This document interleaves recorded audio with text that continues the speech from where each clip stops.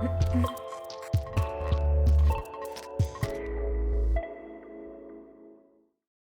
alunos do quinto ano, tudo bem com vocês? Aqui é a Prof. Camila e hoje teremos a nossa aula de número 75 da disciplina de língua portuguesa. Hoje a gente vai trabalhar sobre acentuação, uma temática que a gente já abordou algumas aulas e hoje a gente vai dar uma retomada. Os objetivos dessa aula são conceituar a acentuação, nomear os acentos analisando esses acentos em palavras, notar o uso da trema apenas em substantivos próprios e conceituar palavras quase iguais das quais se diferem pela acentuação. Então, para essa aula, vocês utilizam aí o caderno de língua portuguesa, lápis, borracha e a caneta. Então, acentuação. O que é acentuação? A gente já deduz pelo nome, né? Esses acentos que a gente possui na nossa língua. Então, a acentuação ela é um elemento aí bastante importante na língua portuguesa, mesmo que não esteja em todas as palavras. Não são todas as palavras que possuem acento, mas as que possuem é imprescindível a gente estar inserindo. Então, a acentuação é realizada para indicar a tonicidade de uma palavra escrita, ou seja, eu vou perceber a sílaba ou a vogal tônica daquela palavra. A gente já trabalhou isso no começo do ano, que nós temos palavras oxítonas, paroxítonas e proparoxítonas, que são palavras onde a última sílaba é a mais forte, a penúltima ou a antepenúltima, né? E em algumas palavras a gente consegue perceber isso através da acentuação. De modo oral, de modo falado, a gente não sabe, né, as palavras que possuem acento ou não, né? Quando eu falo diversas palavras, algumas têm acento, outras não. Mas de modo escrito, obviamente, isso fica aí bastante evidente. Então, os tipos de acentos. Na língua portuguesa, nós temos 3 tipos de acento e um sinal gráfico. Por que 3 tipos de acento e um é sinal gráfico? Porque lembra, o acento ele vai indicar a tonicidade das sílabas, né, da vogal. Porém, o que acontece? Temos um sinal gráfico, que é o til, e nem sempre ele vai indicar essa tonicidade. Por isso, ele não é considerado aí um acento, porque o acento indica a tonicidade. O til nem sempre significa que aquela vogal é a tônica. Então, nós temos o acento agudo, circunflexo, o acento grave, que é a crase, e o til. O acento agudo, né, a função do acento agudo é indicar as vogais tônicas, né, a vogal tônica na palavra. O acento agudo sempre será usado na vogal da sílaba tônica. Então, se eu tenho uma palavrinha e nessa palavrinha eu tenho o acento agudo sobre uma vogal, eu sei que aquela vogal é a tônica, né, que corresponde à sílaba mais forte da minha palavrinha. Quando aparece sobre o E e o O, também indica esse timbre aberto, né? Por exemplo, aqui, a palavra céu. Se eu não tivesse o acento, eu poderia ler seu, né? Como tem o acento, céu. Árvore, sílaba, ótimo, tá? Se eu não tivesse acento, poderia ser ótimo. Algumas palavras iguais, escritas com e sem acento agudo, são utilizadas em contextos diferentes.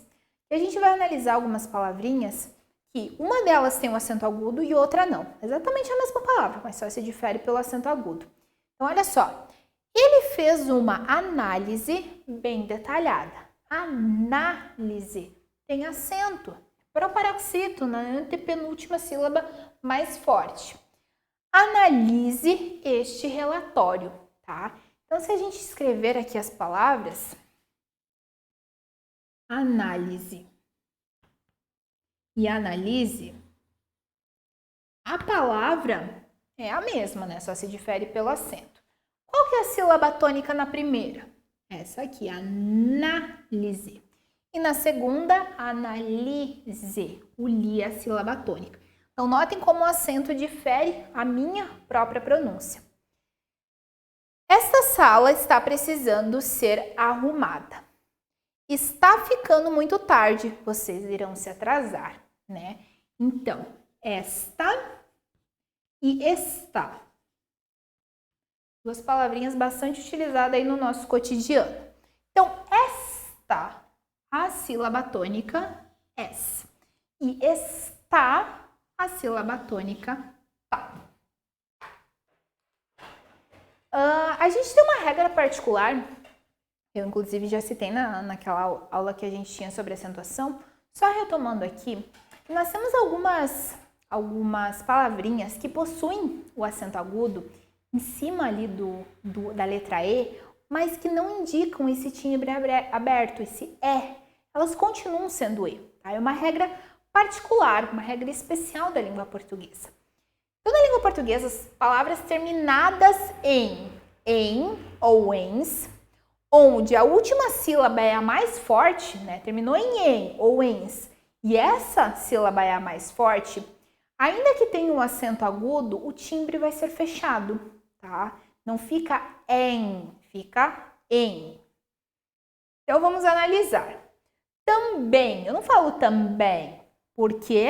Porque nessa regra especial, termina com EM e a sílaba tônica é o bem, eu vou falar com um timbre fechado. Mesma coisa com alguém, não alguém, amém e parabéns. Tá? Então, uma regrinha particular da língua portuguesa e que gera muitas dúvidas. A palavra também é muito utilizada e às vezes o aluno pergunta, mas por que ele tem acento? Inclusive tem aluno que às vezes nem coloca, porque é um timbre fechado, tá? Mas é só essa regrinha particular.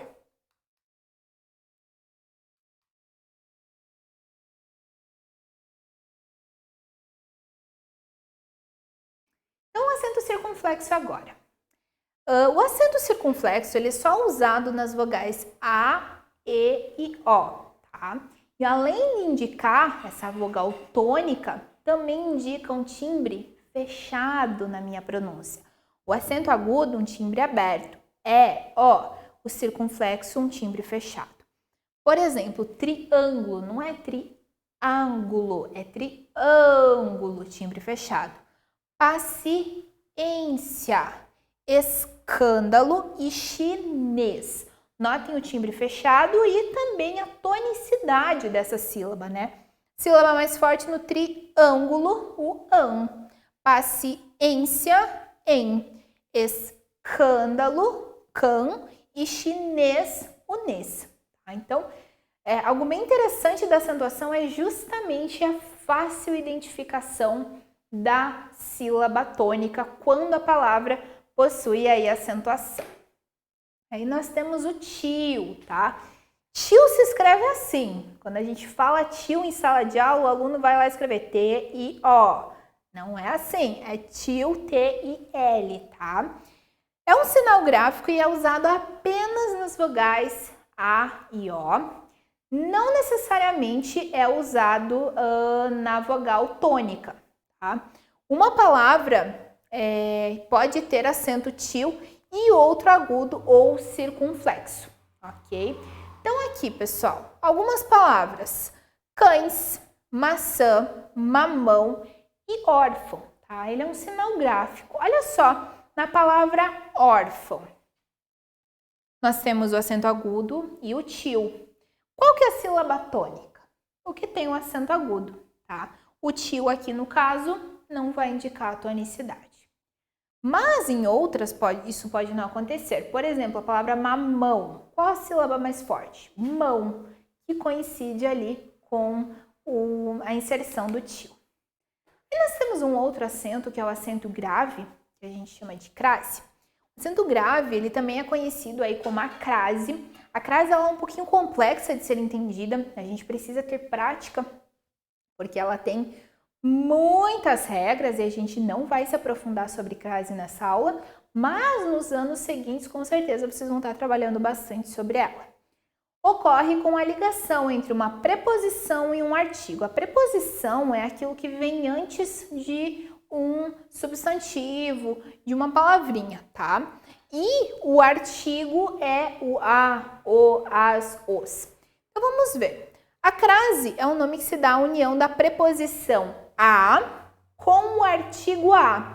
Fica a, em vez de utilizar a, eu vou fazer a letra A com a crase. A crase, ela é só inserida na letra A E também um detalhe importante é que ela não é um acento. Tem aluno que vai escrever crase assim. Errado, tá? Isso daqui é acento agudo.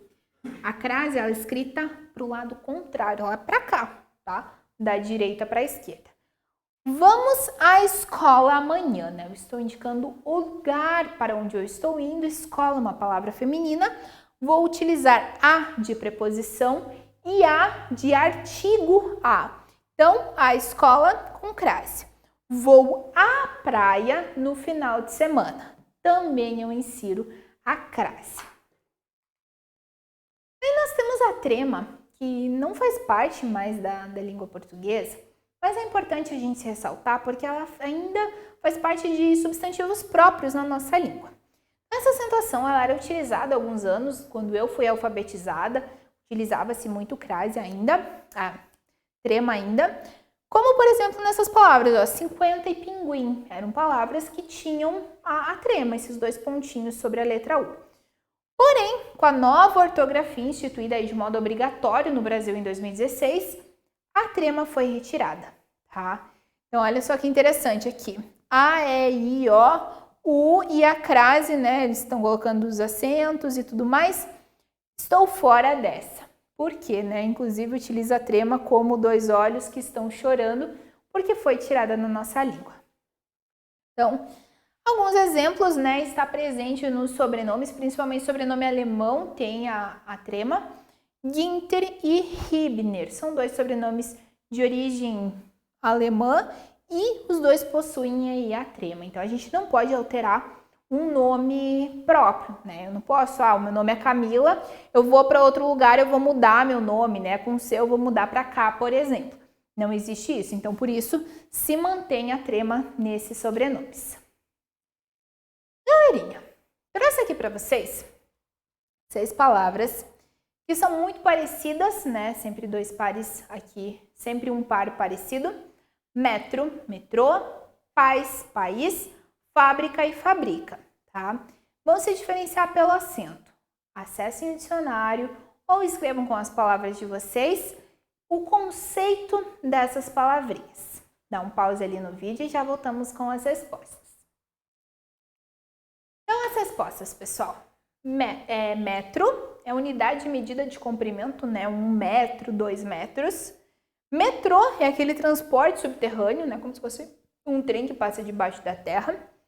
Pais é um casal que tem um ou mais filhos, né? O pai e a mãe.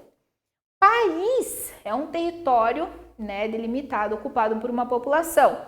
Brasil, Estados Unidos, Uruguai, México, países.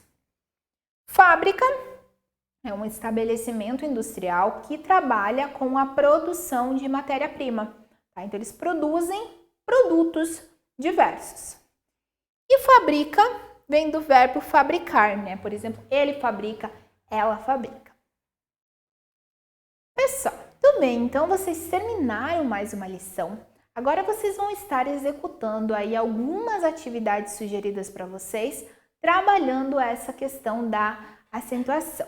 Até a próxima e bons estudos!